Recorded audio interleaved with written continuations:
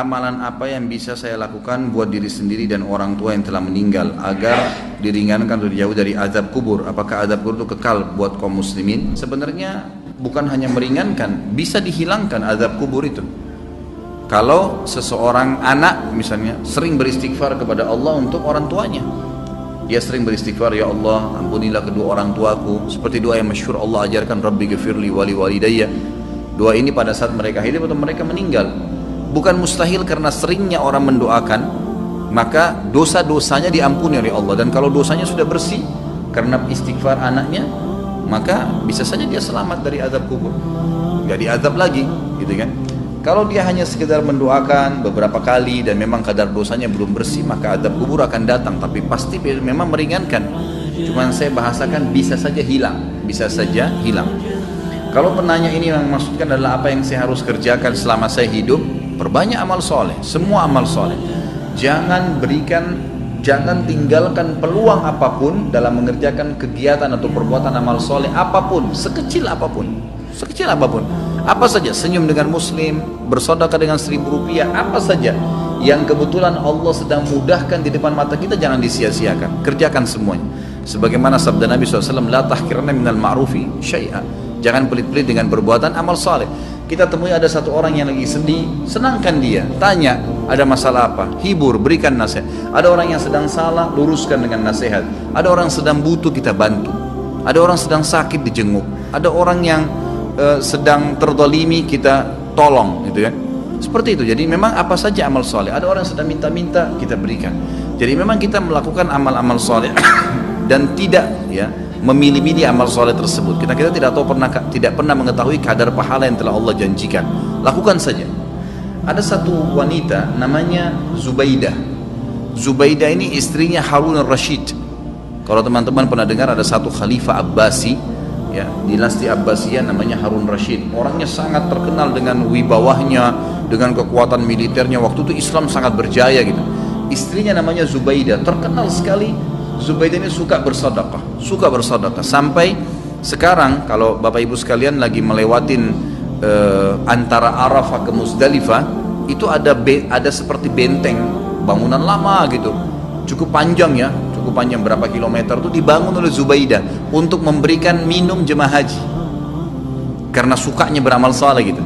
Subhanallah, dinukil dalam buku-buku yang tujuannya menceritakan masalah keimanan. Pada saat Zubaidah meninggal, maka ada salah satu dari kerabatnya mimpi melihat Zubaidah. Lalu kerabatnya ini menanyakan, yang sering dibantu oleh Zubaidah, bagaimana Allah balas kamu dengan pancuran air yang kamu buat berapa kilo itu di Arafah? Kata dia, tidak ada satupun yang saya dapatkan pahala karena saya melakukannya riya untuk manusia. Lalu bagaimana keadaanmu? Kata kerabatnya, dia bilang, Allah telah ngampuni saya dengan sholat malam, 2 rakaat sholat malam yang saya rutin jaga setiap malam. Justru karena itu Allah ampuni.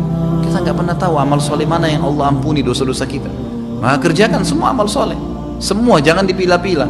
Ada teman-teman subhanallah masuk masjid, ada kesempatan sholat sunnah qabliyah, enggak, duduk sibuk dengan HP-nya. Ada kesempatan lagi macet jalanan, bisa buka HP untuk baca Quran, bukan baca SMS, baca Al-Quran. Beberapa ayat bisa dilakukan sebenarnya, gitu ya. Tapi nggak dilakukan.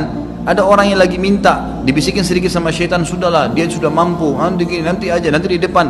Kita nggak sedekah, enggak. Semua peluang amal soleh lakukan, semua amal soleh lakukan. Dan ingat, untuk beramal soleh harus Bapak Ibu sekalian dipaksakan. Nggak bisa. Kalau Bapak Ibu tidak paksakan sholat malam, percaya lisan saya tidak akan pernah sholat malam sampai mati. Kalau kita tidak pernah paksakan, jadwalkan, ambil tuh Quran di rak untuk dibaca, maka kita tidak akan pernah baca. Karena syaitan itu selalu memasukkan angan-angan, gitu kan? Kalau kita mau ibadah, dia nggak bisa bilang jangan ibadah, tapi diangan-anganin sama dia. Nanti sekalian baca sekian juz, sekalian, supaya kita undurnya sudah cukup untuk membuat kita meninggalkan amal soleh tersebut. Jadi kita harus paksakan. Allah mengatakan dalam Al-Quran, a'udzubillahi minasyaitonirrajim, walladzina jahadu fina lanahdiyannahum subulana. Orang-orang yang memaksakan diri untuk menempuh jalan-jalan kami, maksudnya perintah-perintah kami, mengerjakan kewajiban yang sunnah, semua dijadwalin sama dia, dipaksakan diri, kami akan pandu dia menuju ke jalan-jalan kami. Kalau kita nggak paksain nggak bakal bisa. Paksain, jadwalin, ya, ajak keluarga, ajak istri, ajak anak, harus, nggak bisa enggak. Selama hidup saya tidak rincikan, semua kesempatan amal soleh lakukan, yang wajib dan yang sunnah, ya, yang wajib dan yang sunnah.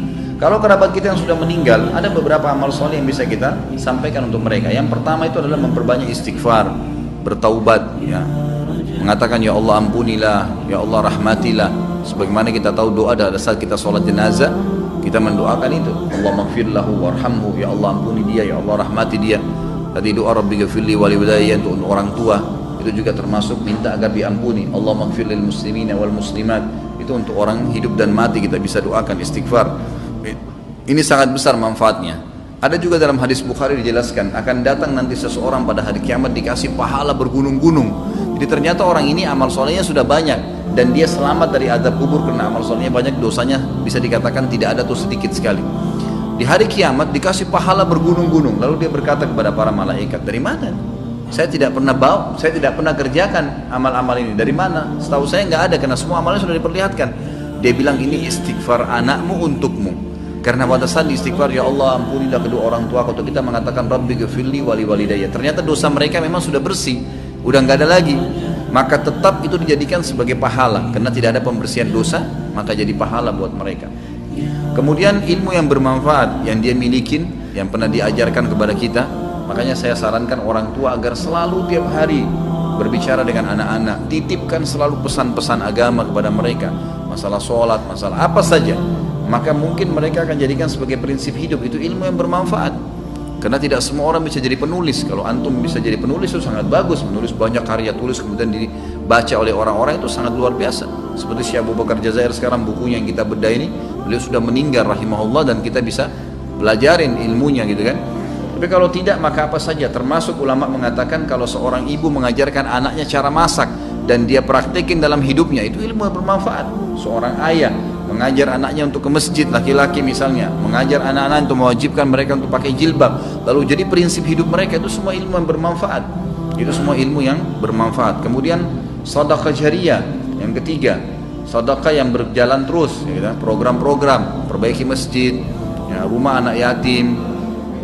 Dan ada di sini yang saya ingin ditiberatkan, yang banyak dilupakan oleh kaum muslimin, ya. Kita masih jarang sekali berpikir untuk membiayai para dai-dai dan ulama-ulama kita. Ada tulisan buku yang insya Allah juga sudah saya tulis, ya, insya Allah saya terus akan penuhi poin-poinnya. Saya judulnya itu Wahai Muslim muliakanlah ulama.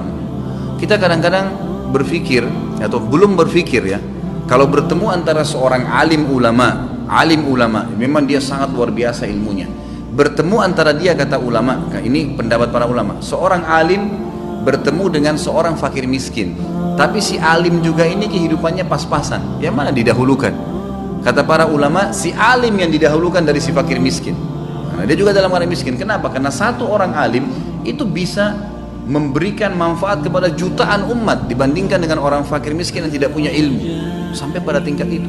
Kalau di Saudi ada sponsor dai, ada pembiayaan para ulama. Tidak ada ulama itu yang sengsara. Kalau di Timur Tengah, mereka disiapkan segala-galanya oleh kerajaan atau oleh kaum muslimin yang membiayai mereka. Ini juga hal yang mendasar. Itu bisa menjadi sedekah jariyah karena pada saat dia ternyata melakukan, ya, taklim, dia bisa nulis buku, ya, dari sumbangan harta yang kita kasih, maka itu kita akan punya andil.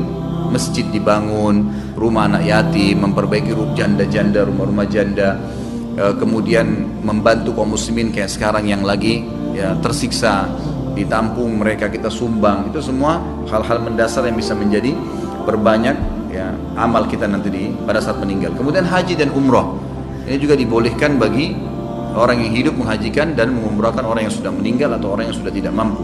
Hadis Bukhari menjelaskan masalah itu. Seseorang datang kepada Nabi SAW berkata, ya Rasulullah, sungguh ya Rasulullah, orang tua saya, ayah saya sudah tidak mampu mengadakan perjalanan haji, umrah, bahkan musafir, tapi masih hidup, sudah tua sekali nggak mampu. Apakah boleh saya haji dan umrah untuknya? Kata Nabi SAW, umrah dan hajilah untuknya. Berarti orang tidak mampu boleh. Orang yang sudah meninggal adalah hadis Bukhari juga, seseorang sahabat pada saat sedang haji bersama Nabi SAW, lalu dia berkata, ya Allah, labbaik Allahumma hajjan an syubrumati. Ya Allah, saya niat haji untuk syubrumah, keluargaku yang sudah meninggal. Lalu Nabi SAW mengatakan, ahajjta an nafsik, kau pernah haji nggak buat dirimu? Dia bilang, belum ya Rasulullah. Kata Nabi SAW, huj an nafsik thumma huj an syubrumati. Haji dulu buat dirimu, baru kau boleh hajikan kerabatmu yang sudah meninggal. Hadis ini juga menjelaskan bolehnya haji dan umrah untuk kerabat. Ini kurang lebih yang diberikan gambaran oleh para ulama. يا قلب ما زلت تبكي على حبيب جفاك وسرت في ركب ليلى ولحظها إذ رماك وطارت الروح شوقا لمرتع